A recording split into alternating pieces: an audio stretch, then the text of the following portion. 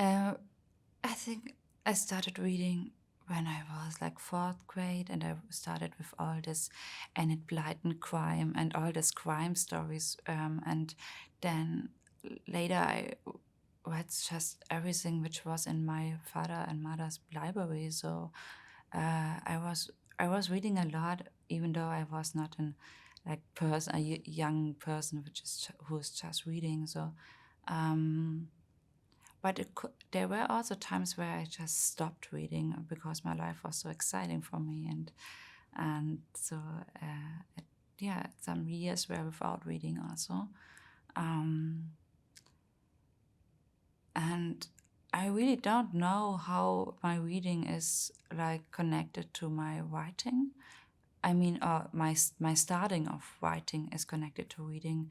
um, I don't see that connection, but I can see later or now can see a connection between my reading and my writing. Yeah, I think I hide myself behind the text.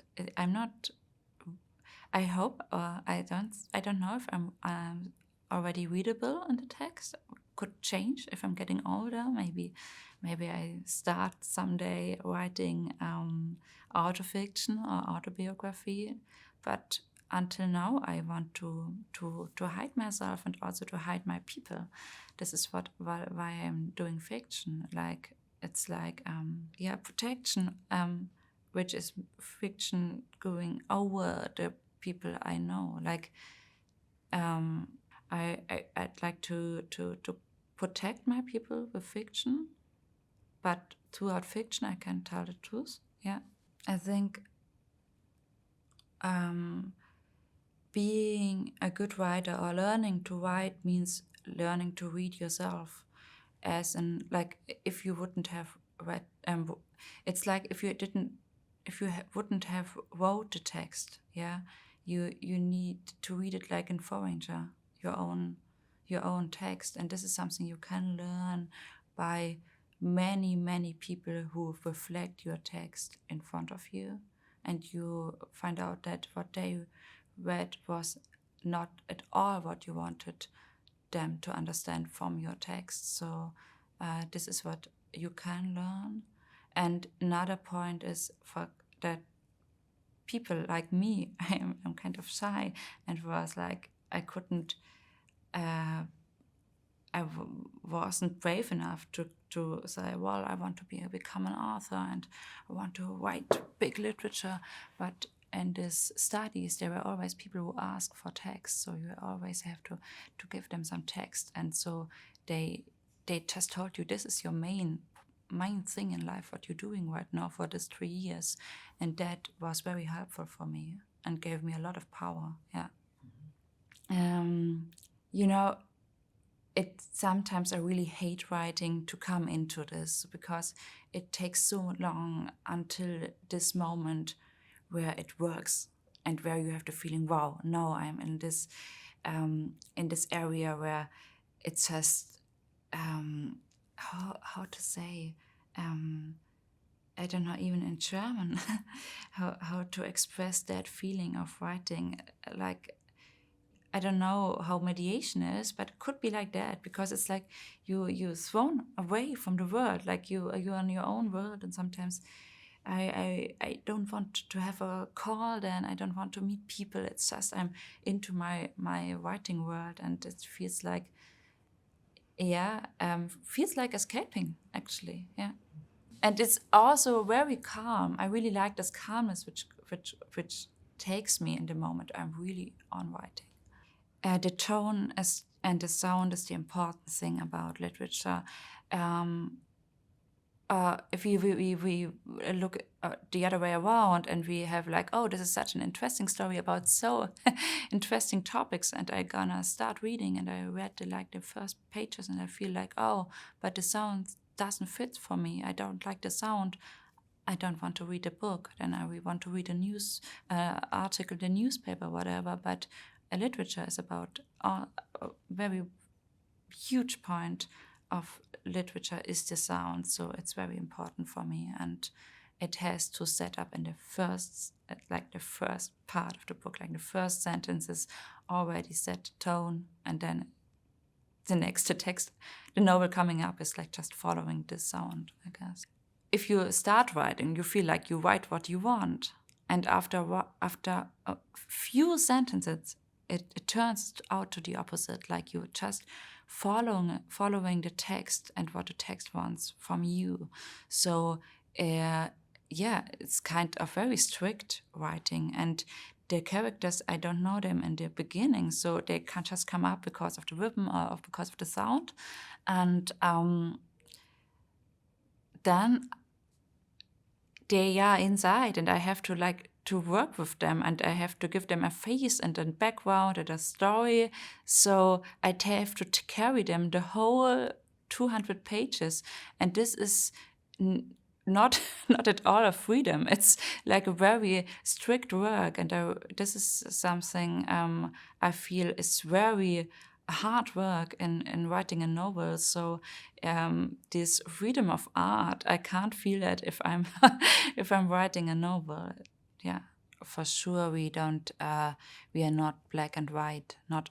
I mean, even though a person can be very mean to me, the person can be very nice and friendly to the next one. So we all have our many thousand faces, and we can just face one of those thousand faces if we have a contact with one person. But if we read literature, we can like see all that faces because we can like following this person. So this is this is maybe also what makes literature so rich. But there's also another point of like judging your characters. I wanted to throw the readers in the text, like the protagonist is thrown into her world. So there is no reflection, no explanation. So you, as a reader yourself, have to decide if the person is good or bad, or if this way is a good way or not a good way. So, and this is maybe why you feel as a reader, or hopefully you feel as a reader, that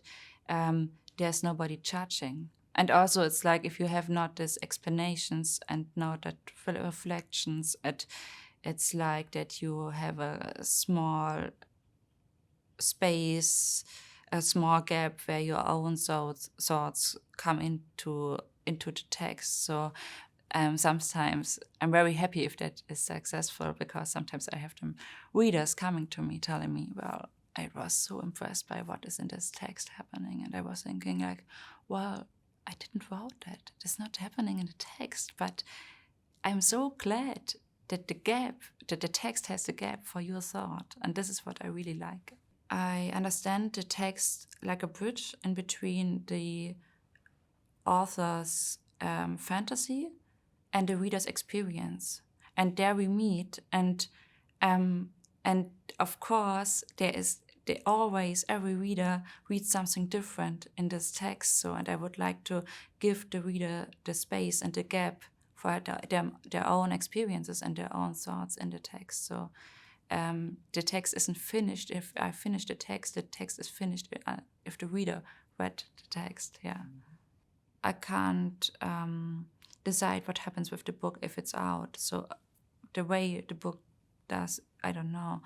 But the more readers the book get, the more people are discussing about, and the bigger the influential the society is reacting on that book. So in my case, for example, many people were reading the book and had also a strong reaction on the book. So, for example, there were many people who told me, oh, I didn't know that young people were unemployed workers, members of the security police. And some people told me, wow, I didn't know that people who worked for the security police had such a big pressure and not such a big need to do that. So, and also there were people who told me, oh, well, I don't want to have the GDR always told as in dictatorships. So many reflections, and it's just a little story. Yeah, everything is about storytelling. Yeah, like how do we tell our nation's story? How do we tell our society's story? Like how do we tell tell history. Where do we are now? Where do we want to go to? You can see that, for example, Stalin in Russia, he becomes bigger and bigger because Putin wanted him to become bigger because he wanted him as an idol. So you can see how the history telling in Russia changed the last years. So, and we can see that on many other points. If Trump wants to like ban the history of America and tell slavery wouldn't be that bad, this is nothing, has nothing to do with history, with the historical facts, but it has a lot to do with the history, how we tell it, and where do we want to be, and how do we want to be. So of course, literature is about storytelling. So literature is always about politics somehow, even though the author doesn't know. Mostly if the author doesn't know how politically his or her story is, the story is much more politically sometimes, yeah. Most of the time, or maybe you wouldn't think literature is has such a big politically amount because it's just about one person experiencing one thing, experiencing one story, whatever. But everybody who reads the story goes through this individual eyes. So those eyes are not individual anymore because many people read it. It becomes a collective experience. So it becomes something like an historical amount also. Books have a special power. Let's just think about Simone de Beauvoir writing The Other Sex and what that book means for the emancipation of women in Europe. So I think, yeah, I learn a lot from my colleagues. I'm so curious about how they deal with things and how they have these easy solutions for their great novels. And I try to find out what the challenges were for them doing writing and how they solved it, so I can learn a lot. In society, or if you talk to people, you don't know what is behind their eyes, what is going on in their head, and it's like that the literature is kind of open ahead, and you can read a person as much as you can't do it in other times. Yeah, this is very special about literature, I think. You can become so close to somebody else, and if you don't have an love relationship with somebody or a very good friendship, you can't come so close to a person like you can come in literature. And also you can get to know people you would never get to know in your normal life because they live closer, far away, or they live in other times or have some special magic.